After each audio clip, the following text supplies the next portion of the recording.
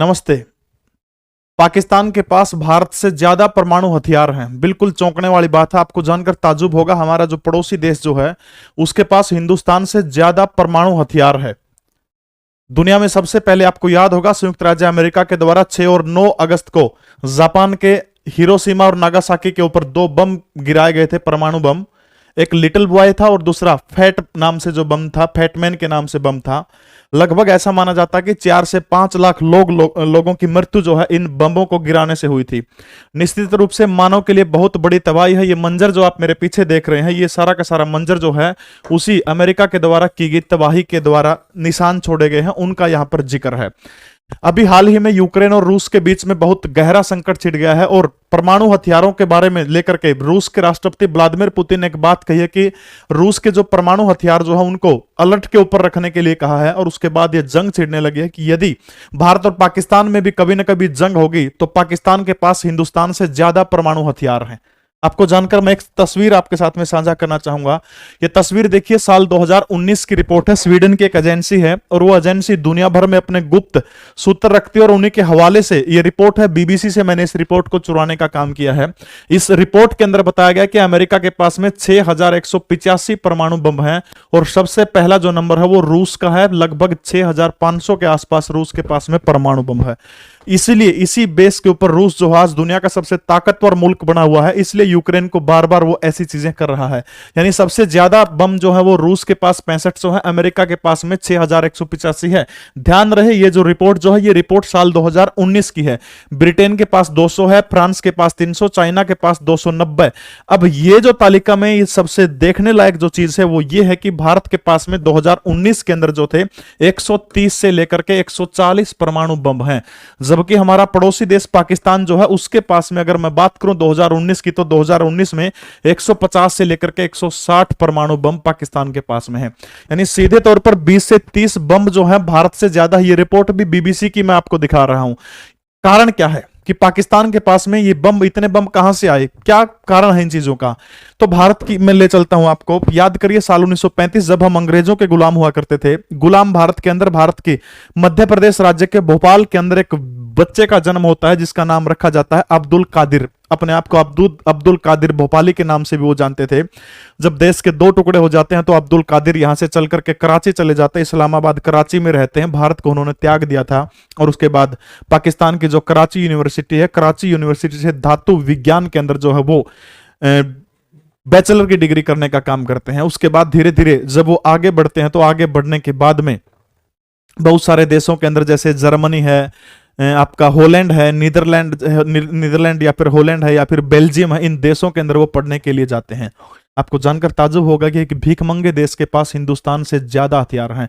दुनिया में केवल 9 ही देश हैं जिन 9 देशों के पास में परमाणु हथियार है और उनमें भी पाकिस्तान का नंबर 4थे 5वें नंबर के ऊपर आता है। जी हाँ, हम बात कर रहे थे अब्दुल कादिर की।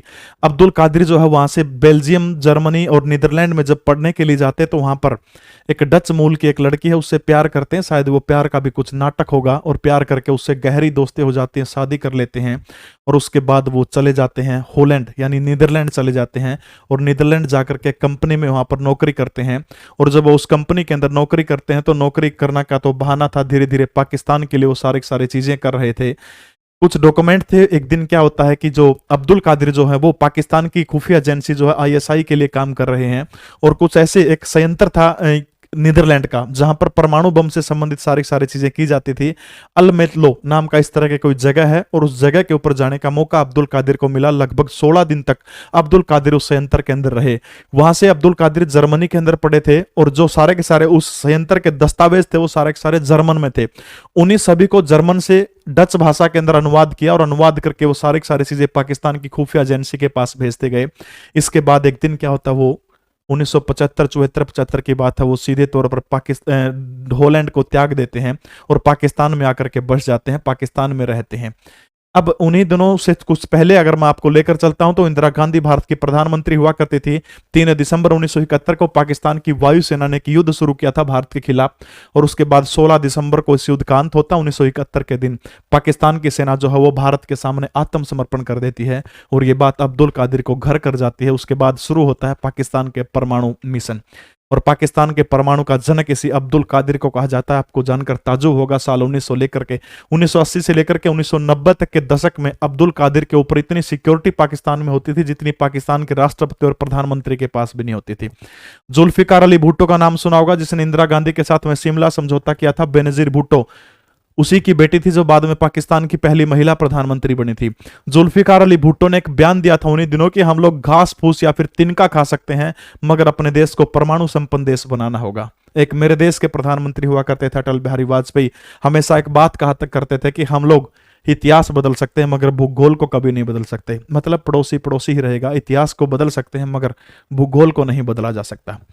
अब पाकिस्तान का परमाणु परीक्षण जो है 1974-75 के अंदर तैयार हो जाता है और पाकिस्तान जो है परमाणु परीक्षण कर लेता है, परमाणु संपन्न देश बन जाता है। दूसरी ओर अब्दुल कादिर काम क्या करता है, वो इस टेक्निक को जो उसने नीदरलैंड के एक सेंटर से चुराई थी और चुरा करके वो क्या करता है, ईरान जैसे देश हैं, लीबिया जैसे देश हैं, उत्तर कोरिया जैसे देश हैं, इन देशों को बेचने का काम करता है। मुझे याद आता है 4 फरवरी 2004 को डॉन पाकिस्तान का एक अखबार है और एक दूसरा एक न्यूज चैनल है जियो टीवी, इनको इंटरव्यू दिए थे और उस इंटरव्यू के अंदर 4 फरवरी के दिन खुद अब्दुल कादिर माफी मांगता, कहता कि मैंने होलैंड से ये सारी टेक्निक जो थी वो चुराने का काम किया था। आपको यकीन नहीं आ रहा तो मैं आपको TV9 भारतवर्ष जो उसकी रिपोर्ट दिखाता हूं कि अब्दुल कादिर खान ने कैसे चोरी की तकनीक से पाकिस्तान को बनाया परमाणु बम। यानी मैं ये मेरे हवाले से नहीं कह रहा, बिल्कुल ये टीवी एक प्रतिष्ठित वेबसाइट की रिपोर्ट आपको दिखाने का काम करता हूं। और 4 फरवरी का आप वो इंटरव्यू देख लेना, उसके अंदर अब्दुल कादिर खुद मानते हैं कि हाँ मैंने चोरी किया था। और आज आपको जानकर बड़ी दिलचस्प घटना मैं बताता हूं। पाकिस्तान के पास में एक मिसाइल है जिस मिसाइल का नाम है शाहीन 3। ये जो मिसाइल जो है शाहीन 3 परमाणु मिसाइल है, शाहीन 3, इसकी जो मारक क्षमता जो रेंज है वो है 2750 किलोमीटर।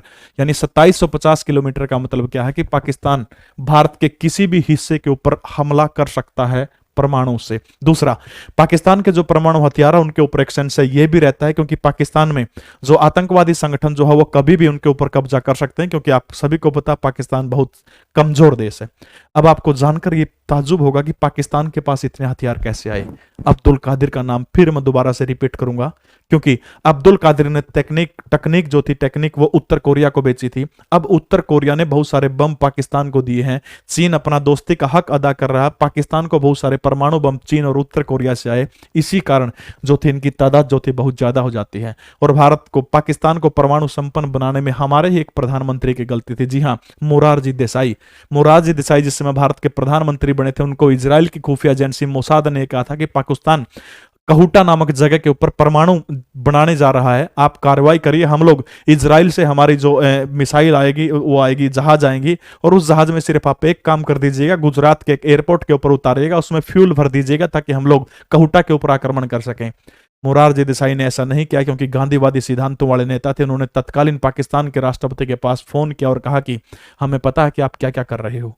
और उसके बाद जब पूछा कि आपको कैसे पता, तब मोरारजी देसाई ने कहा कि हमारे रो के 400 से अधिक एजेंट पाकिस्तान में, उन्होंने सारी खुफिया जानकारी दी है। एक एक करके चुन चुन करके 400 रो के खुफिया एजेंटों को पाकिस्तान में मरवा दिया था। वो भारत के प्रधानमंत्री मोरारजी देसाई हुआ करते थे। अब आपको समझ आ गया होगा कि पाकिस्तान के पास इतने हथियार क्यों हैं, किस कारण है। स्टोरी कैसी लगी, चैनल को सब्सक्राइब जरूर करें। जय हिंद, भारत माता की जय।